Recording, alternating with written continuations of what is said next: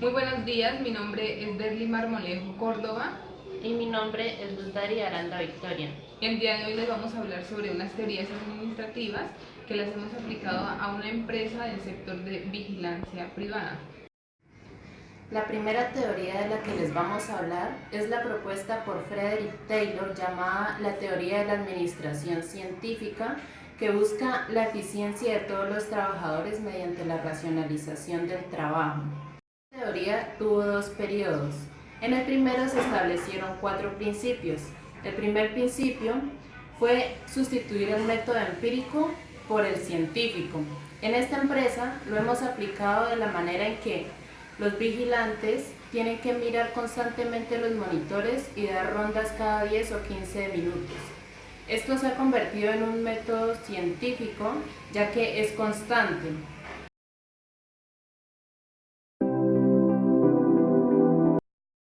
El siguiente principio planteado por Frederick Taylor es seleccionar científicamente al trabajador. En esta empresa nos damos cuenta de que sí hace uso de este principio, ya que ellos envían a la parte masculina a lugares donde hay mayor exigencia y envían a la parte femenina a lugares donde hay menos exigencia.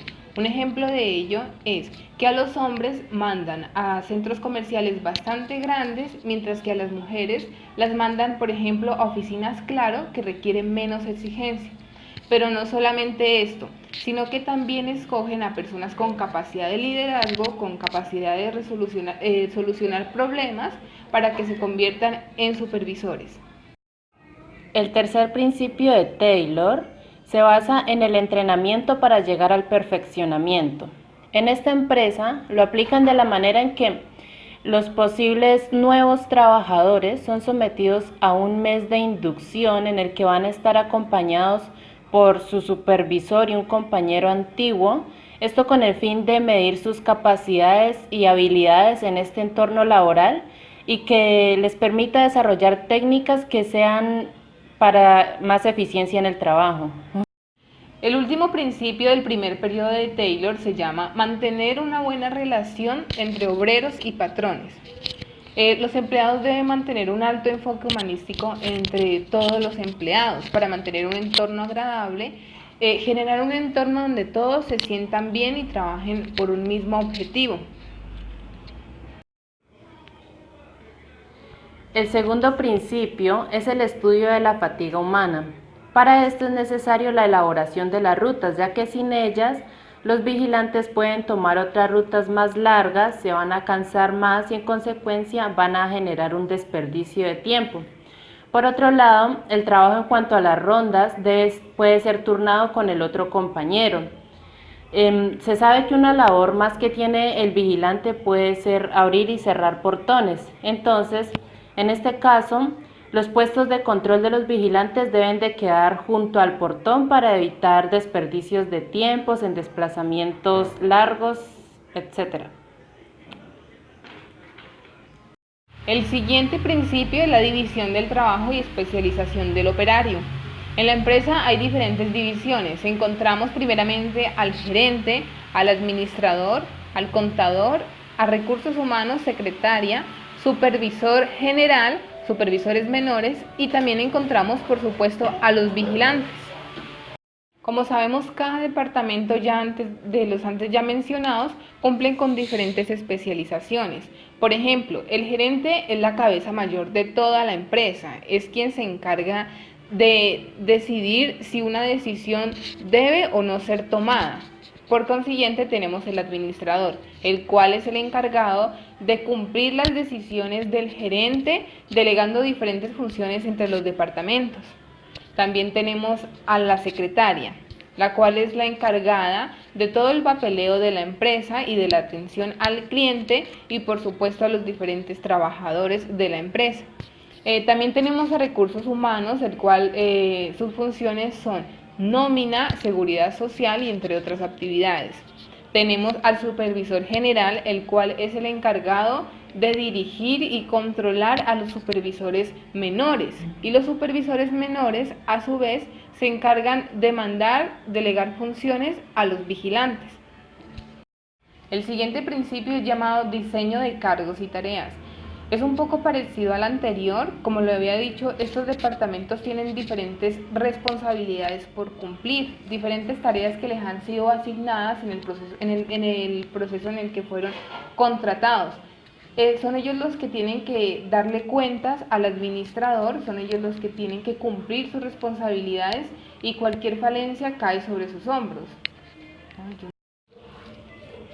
El siguiente principio se trata de los incentivos salariales y premios por producción. Para empezar, esta empresa no da premios por producción porque no es una empresa de producción. Sin embargo, cada empleado recibe su salario justo con sus debidas prestaciones de servicios, sus cesantías y sus respectivas vacaciones. El otro principio es el concepto del homo economicus. En esta empresa es muy evidente, ya que la mayoría de los trabajadores se les nota que realizan su trabajo no por pasión, sino por necesidad. Y el último principio son las condiciones de trabajo. En este punto, la empresa se preocupa por ofrecer unas muy buenas condiciones de trabajo a sus empleados, ya sea ubicando su punto de control muy cerca al portón, por ejemplo, dando una buena dotación a los empleados, que el punto de control tenga unas excelentes condiciones como protección al sol, a la lluvia, y dotando de buen equipo técnico como lo son los radios, los buenos monitores y teniendo siempre las minutas al día. La segunda teoría de la que vamos a hablar hoy es la famosa teoría clásica de la administración propuesta por Henry Fayol. En esta teoría clásica se establecieron 14 principios generales de la administración y son los siguientes. Bueno, el primer principio es la división del trabajo, el cual es totalmente igual a el que vimos anteriormente en la teoría de Frederick Taylor, pero ya vamos a continuar con el otro, que es autoridad y responsabilidad. Los supervisores, los administradores y otros departamentos tienen una responsabilidad más, y es generar autoridad ante los otros. Un ejemplo de ello era que el supervisor tenía como responsabilidad generar autoridad ante los vigilantes y que estos, por supuesto, le obedecieran. El siguiente principio es la disciplina y dice que todo colaborador tiene diferentes responsabilidades y deberes que cumplir, y en tal caso de que no los cumplan e respeten las normas establecidas por la empresa, esto incurrirá a una sanción e incluso muchas veces causa despido de cierto personal. También tenemos otro principio denominado unidad de mando. Lo que nos dice es que todos los trabajadores deben recibir órdenes únicamente de un solo jefe. Y esto lo vimos de la siguiente forma. Los vigilantes únicamente recibían órdenes de un supervisor menor, que era denominado el supervisor de planta. Este a su vez recibía órdenes de otro supervisor, el cual era denominado supervisor general. Y este supervisor general recibía órdenes de un administrador. Entonces nos damos cuenta de que sí hay una unidad de mando porque cada persona recibe órdenes de un solo jefe, y esto con el fin de evitar un desorden, una acumulación de información que después el trabajador no sepa a quién realmente obedecer. Entonces nos damos cuenta que en la empresa sí hay unidad de mando. Después encontramos la unidad de dirección. La unidad de dirección dice que el supervisor general, tanto el administrador, tanto la parte de ventas, tienen diferentes objetivos que cumplir, que benefician, por supuesto, no solamente al personal, sino también a la empresa. Tienen diferentes objetivos, pero en fin de cuentas el objetivo es uno, que es fortalecer la empresa. El supervisor general tiene como objetivo encargarse de crear, digamos, los horarios que les pertenecen a los trabajadores, a los vigilantes, y también tiene como responsabilidad mandar a los supervisores menores y verificar que ellos estén cumpliendo con todo lo que éste les ha requerido. El administrador es el que debe encargarse de que todas las órdenes que éste da sean cumplidas por todos los departamentos. Bueno, después tenemos la subordinación, en la cual dice que debe pasar de los intereses individuales a los generales. Nos dimos cuenta en la empresa que esto no está presente, ya que todas las personas que conforman la empresa trabajan por un interés individual más que por un general. Entonces nos damos cuenta que el objetivo de cada persona ya estaba establecido, pero ninguno hablaba de un interés general que fuera como para fortalecer la empresa, para crecer como empresa, sino que cada uno estipulaba sus mismos objetivos y todo era de forma individual. Bueno, después tenemos a otro principio que es el séptimo y dice remuneración del personal. Y nos damos cuenta que esto sí se daba, porque habían pagos justos y garantizados para las personas que componían esta organización. No solamente habían pagos justos, sino que se les cumplía con todo lo referente a prestaciones de ley, a seguridad social. Todas estas cosas eran justas y eran pagadas en los días que la empresa les había establecido desde el momento en que ellos fueron contratados. Y también vimos que si es así, y lo verificamos junto con los mismos trabajadores. De octavo principio tenemos la centralización, la cual dice la concentración de la autoridad en la cúpula jerárquica de la organización. En la cúpula jerárquica encontramos al gerente. ¿Por qué? Porque el gerente es la autoridad de toda la empresa. De él dependen muchas cosas en la empresa y es quien toma la última decisión, decisiones sumamente importantes. Y en noveno lugar encontramos la cadena escalar. En la cadena escalar, como lo había dicho anteriormente, en la empresa se siguen ciertos requisitos, por así llamarlo, y es que los trabajadores deben recibir únicamente órdenes del supervisor de planta, y el supervisor de planta debe recibir órdenes únicamente del supervisor general. Este a su vez debe recibir órdenes del administrador. Y todos los demás departamentos como recursos humanos, secretaría, ventas y contabilidad también deben recibir órdenes del administrador. Y estas personas únicamente deben acatar esas órdenes. Por eso la cadena escalar. Entonces nos damos cuenta que en esta empresa sí se sigue este principio. El orden es otro principio y nos dimos cuenta que cada departamento contaba con su propia oficina y con su propia papelería. Esto con el fin de que no se generara un desorden en el papeleo, ya que se considera que la documentación de la empresa es muy importante. Pero además de esto también encontramos orden que habían establecido los supervisores para con los vigilantes, que eran por ejemplo los horarios de cada persona, y había un orden también en el lugar donde se encontraba el vigilante. Entonces sí vimos este principio aplicado a la empresa. La equidad. La equidad lo que dice es que, como ya lo había dicho anteriormente, que todo empleado de la empresa debe tener un alto enfoque humanístico. ¿Para qué? Esto para evitar la desintegración del personal y más bien crear un entorno agradable donde cada persona se sienta en un lugar satisfecho y haya una buena relación. El otro principio es la estabilidad del personal.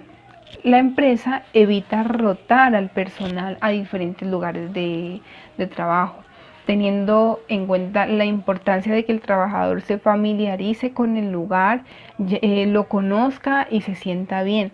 ¿Por qué? Porque nos dijeron que si ellos rotaban al personal, el personal no se iba a adaptar, no se iba a adaptar a un solo lugar. Después encontramos otro principio llamado iniciativa. Y este lo que nos decía era que los departamentos, que ya hemos mencionado anteriormente, deben establecer y trabajar todos por un mismo objetivo. Es decir, como lo había dicho, esos departamentos tienen diferentes objetivos, tienen diferentes responsabilidades, pero en fin de cuentas, todos están trabajando solamente por un objetivo.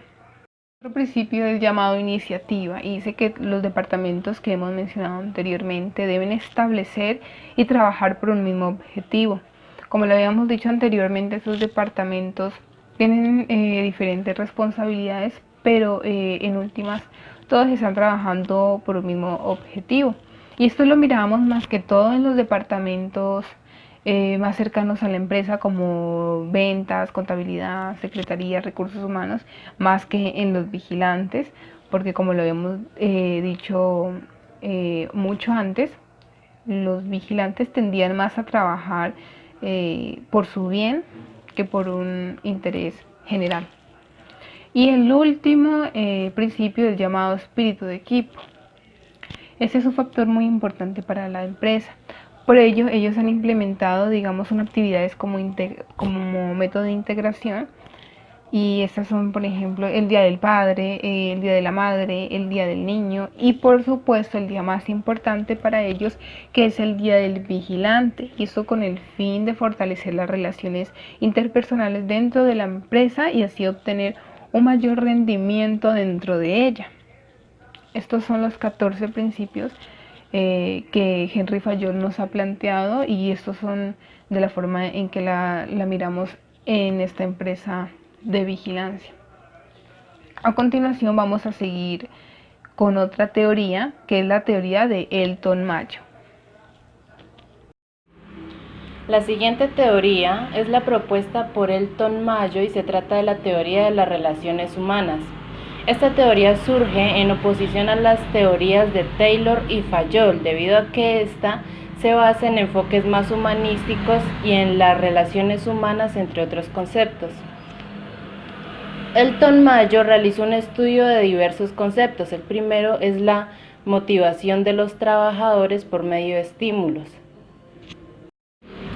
Elton Mayo realizó un estudio de diversas variables. La primera de ellas es la influencia de la motivación del personal. En este caso, la empresa utiliza como motivación la entrega de un trofeo cada año al mejor trabajador de la empresa. Además de esto, se le da una salida al mejor restaurante de la ciudad y se le da un día de trabajo libre. El segundo concepto es la organización formal. La empresa cuenta con una adecuada organización formal, teniendo una óptima división del trabajo. Las órdenes y decisiones son tomadas a partir de la jerarquía de mando y cada trabajador tiene establecidos cuáles son sus labores y es responsable de realizarlas. En tercer lugar tenemos la organización informal. En la empresa podemos mirar las organizaciones informales que se han formado, por ejemplo, el equipo de fútbol que han creado los vigilantes. Y por último tenemos la comunicación y el liderazgo.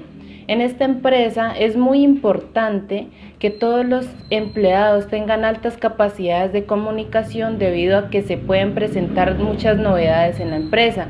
De igual manera, en el caso de los supervisores se necesita que sean muy buenos líderes para poder preservar la organización. De acuerdo con Abraham Maslow y su teoría de las necesidades, cada individuo tiene necesidades que pueden ser jerarquizadas. Es por ello que éste ha decidido diseñar una pirámide en la que ha jerarquizado todas las necesidades. En la primera línea se encuentran las necesidades fisiológicas. En el caso de la empresa, esta empresa otorga tiempos óptimos para la alimentación del trabajador. Sus días de descanso son cada 4 días para que puedan realizar otro tipo de actividades y además se les brinda un lugar óptimo de trabajo. En segunda línea tenemos a la denominada necesidad de seguridad.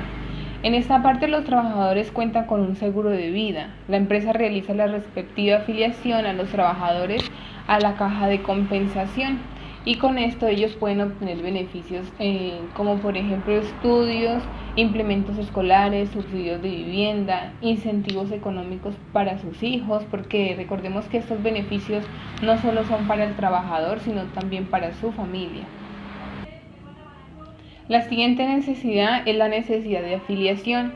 Aquí la empresa trata de cumplir esta necesidad mediante las actividades de integración para que se realice para incentivar el compañerismo y promulgar el efecto entre trabajadores. En la siguiente línea tenemos la necesidad de reconocimiento. En este caso, se aplica el reconocimiento, como lo habíamos mencionado anteriormente, mediante trofeos al mejor vigilante. Y por último, tenemos la necesidad de autorrealización. Como bien nos hemos podido dar cuenta, esta necesidad no es satisfecha por los empleados porque la mayoría están sofocados por el trabajo. Otra teoría la propuso Friedrich Herzberg y es la llamada teoría de la motivación, basándose en los factores que causan satisfacción e insatisfacción en una empresa. Se trata de factores de motivación y los factores higiénicos. Dentro de los factores higiénicos encontramos que esta empresa tiene unas condiciones laborales óptimas para sus trabajadores. Cuenta con salarios justos, condiciones óptimas de puestos de trabajo, con garantías de seguridad, con oportunidad para interactuar con los demás trabajadores por medio de las actividades de integración. Y por último, los factores motivacionales, como lo habíamos mencionado al principio, se reconoce la labor de los mejores trabajadores. Por último, tenemos a David McClelland, que propuso la llamada teoría de la necesidad, donde manifiesta que la motivación de un individuo puede lograrse satisfaciendo tres necesidades muy importantes. La primera de ellas es la necesidad de logro. Esta necesidad se evidencia de la siguiente forma en esta empresa. El vigilante puede llegar a cumplir todo lo que la empresa le ha requerido desde un inicio, llegar a ser un buen vigilante, tener la necesidad de convertirse en un supervisor y si en tal caso de que sea un buen vigilante lo llegue a cumplir. Esto también se evidencia desde la parte del supervisor menor, el cual con un trabajo muy satisfactorio para la empresa puede llegar a convertirse en un supervisor general. La siguiente necesidad es llamada necesidad de poder.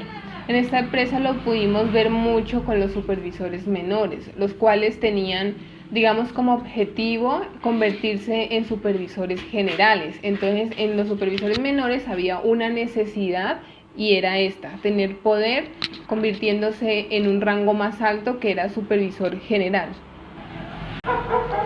Por último, encontramos la necesidad de afiliación,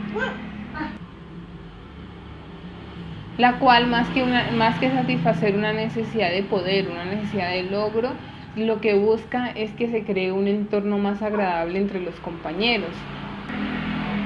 Y esto mediante las actividades que ofrece la empresa para que entre los mismos compañeros haya una integración. Celebraciones, como lo había dicho anteriormente, Día del Padre, Día de la Madre y uno de los días más importantes que es el Día del Vigilante.